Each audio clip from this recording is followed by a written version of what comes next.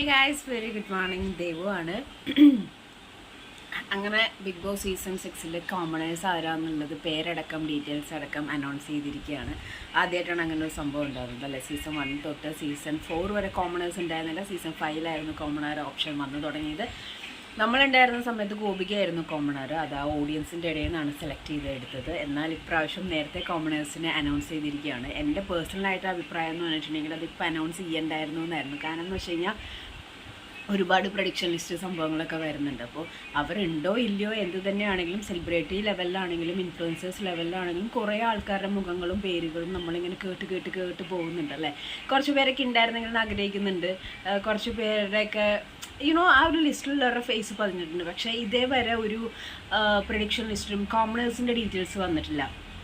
കാരണം ആരായിരിക്കും എന്നുള്ളൊരു ഐഡിയയും കിട്ടില്ല. കാരണം കോമണർ ആ പേര് തന്നെ ഉണ്ടല്ലേ.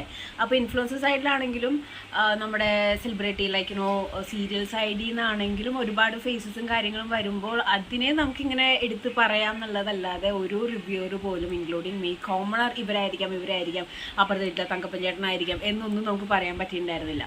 അപ്പോൾ ഷോ തുടങ്ങിക്കഴിഞ്ഞാലും പ്രഡിക്ഷൻ ലിസ്റ്റിലുള്ള ആൾക്കാരുണ്ടോ ഇല്ലയോ ആരൊക്കെ എന്തൊക്കെയാണെന്ന് അറിയില്ല. പക്ഷേ എന്നാലും വന്നു കഴിയുമ്പോൾ നമുക്കൊരു ഇയാളുണ്ടാവുമെന്ന് എനിക്ക് ഉറപ്പായിരുന്നു, അല്ലെങ്കിൽ ഇയാളുണ്ടായത് നന്നായി, അയാളില്ലേ, അങ്ങനെ പല തോട്ട്സും വരും. പക്ഷെ എന്നാൽ പോലും ആ ഷോ തുടങ്ങിയിട്ട് തുടങ്ങുന്ന മൊമെൻറ്റിലും ഇവരെല്ലാവരെയും കണ്ടതിന് ശേഷം, അതായത് ആരൊക്കെയാണ് കണ്ടസ്റ്റൻസ് ആയിട്ട് കയറിയിരിക്കുന്നത് അവരെല്ലാവരെയും കണ്ടതിന് ശേഷം ലാസ്റ്റാണ് കോമണർ എൻട്രി വരുന്നത്. കഴിഞ്ഞോണം അങ്ങനെയായിരുന്നു. അപ്പോൾ ആ ഒരു കോമണർ ആരാന്നുള്ളത് അറിയാനുള്ള ഫസ്റ്റ് ഡേ റിലീസിങ് സമയത്ത്, ലോഞ്ചിങ് സമയത്ത്, ആ ഷോ തുടങ്ങുന്ന സമയത്ത് ഉണ്ടാകുന്ന ആ ഒരു എക്സൈറ്റ്മെൻറ്റ് എന്ന് പറഞ്ഞാൽ എൻറ്റലി ഡിഫറെൻ്റ് ആണ്. അത് ആദ്യം തന്നെ ബിഗ് ബോസ് പൊളിച്ചിരിക്കുകയാണ്.